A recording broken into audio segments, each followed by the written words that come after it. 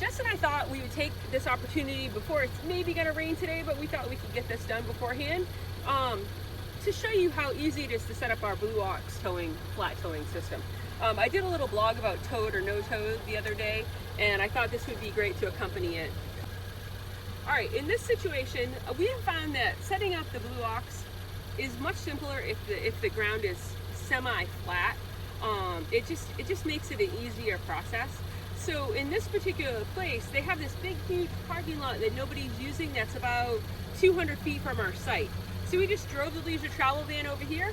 And then as you can see, Jess has already pulled up the Subaru, and let's get and see how we've done. Now, this isn't an exact science in terms of how far to pull up. And sometimes we need to adjust it a little bit. So we found this nifty little bag that we put all our parts and pieces in. Jess, if you want to fold that out, it folds really easily. There's a bunch of hinges, and so there's actually no weight to it. So it actually moves really easily. And I don't know, we might be a little too close. We'll check it out.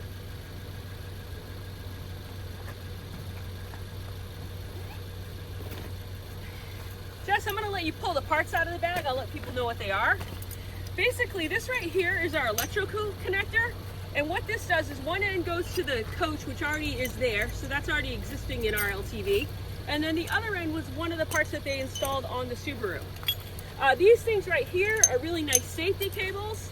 Again, this bracket is part of the hitch, which was already on our coach.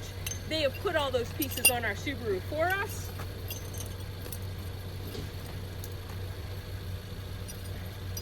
These are specialized adapters of the flat towing system.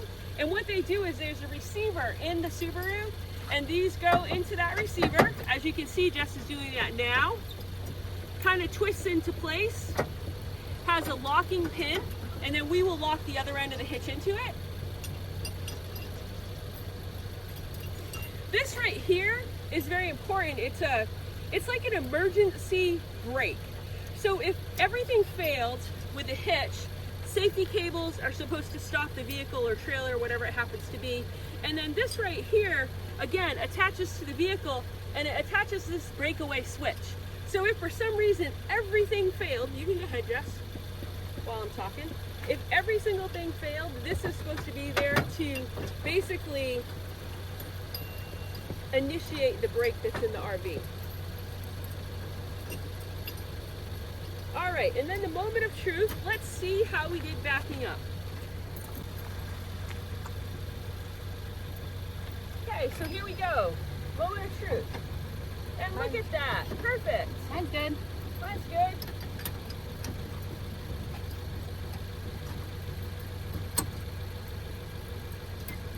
Slide in the pins, that was perfect. Nice job backing up, Jess. And then we'll each hook up our side. Now again, this is a brand new system. It doesn't matter. Usually you cross these if they're old and worn out, meaning this one would go over here, this one would go over here. But these are brand new, everything's new. It's just, we talked to the guy at the trailer place, go ahead. We talked to the guy at the trailer place, and he just says hook them up straight. And like I say, it's not a big deal. You can do whatever you want.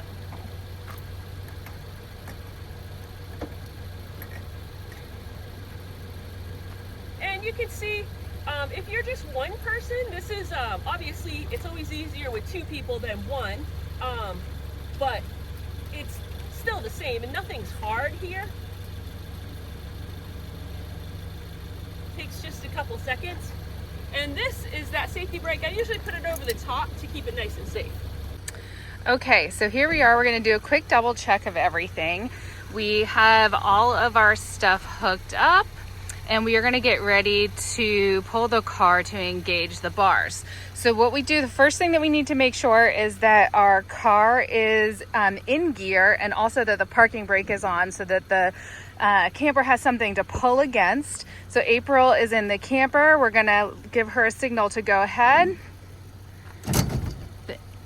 Perfect. So that engaged really quickly.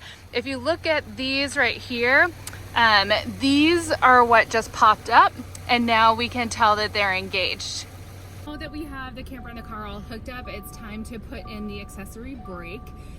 This is a standard, so here, while I can get in here without the brake being on, I'm gonna put it into neutral because that's how we're gonna tow it. Back the seat up. And grab our brake. So this auxiliary brake comes with the Blue Ox system. This is part of what they set up and they install. So there it is right there, RVI brake. Okay, so a couple pieces. This is gonna be what goes on your brake pedal. This is gonna hook into your cigarette lighter. And then over here, there's a little... Can you turn it up so we can see that? Yep, so that's where you're gonna plug in the accessory charger that was hooked up by the company as well from the vehicle. We had this installed in Denver when we very first bought the RV and the Subaru. It was a trailer hitch specific company. It was simple. They took the coach, installed everything they needed. Oh, actually, they took the car and then installed everything they needed to on the car, and then we came back and fitted it to the coach, and it was a pretty simple process. Okay, I'm gonna pull the seat forward, and I'm gonna plug this into the cigarette lighter. If you listen, you didn't hear anything that time, and that's because I didn't put the key into accessory mode. So in order for this vehicle to be towed and to have the brake on, we have to have the key in accessory. So there we go, get an accessory, and if you listen, the brake's gonna start talking to us.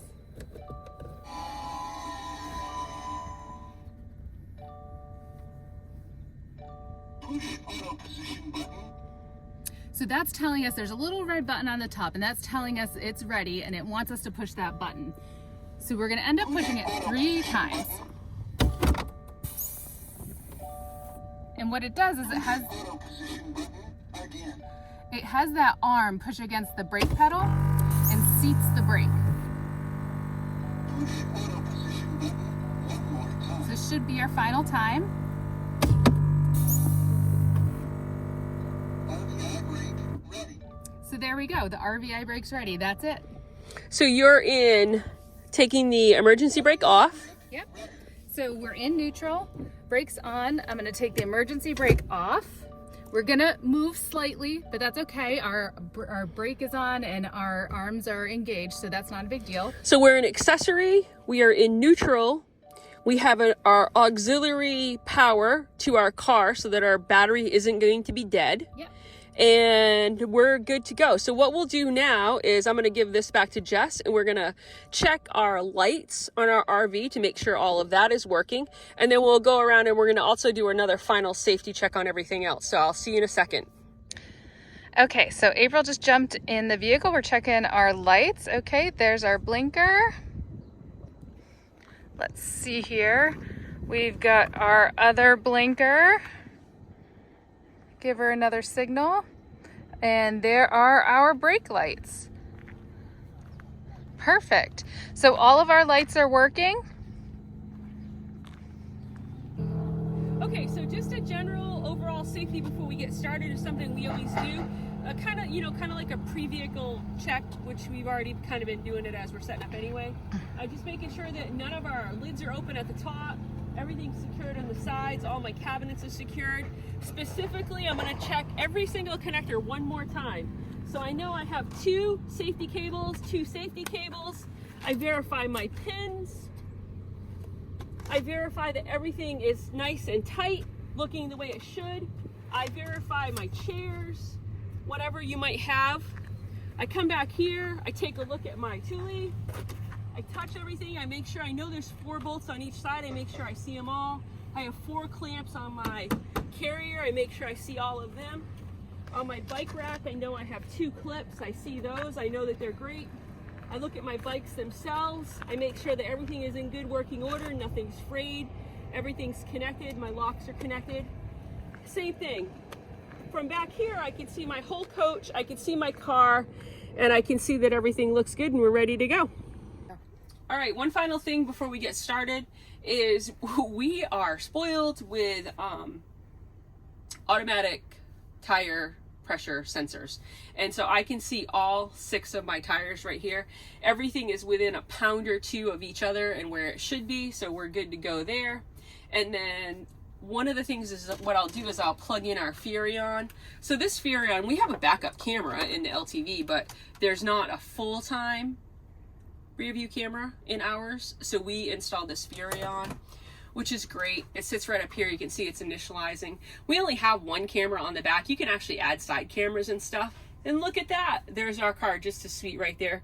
And it's exactly in my view. So when I'm looking at what's beside me on either side, and then I look here, it's exactly what you would expect to see behind. Oh, when you're not moving, the screen doesn't show what's happening back there. So, all right. Are we ready to go, Jess? Ready.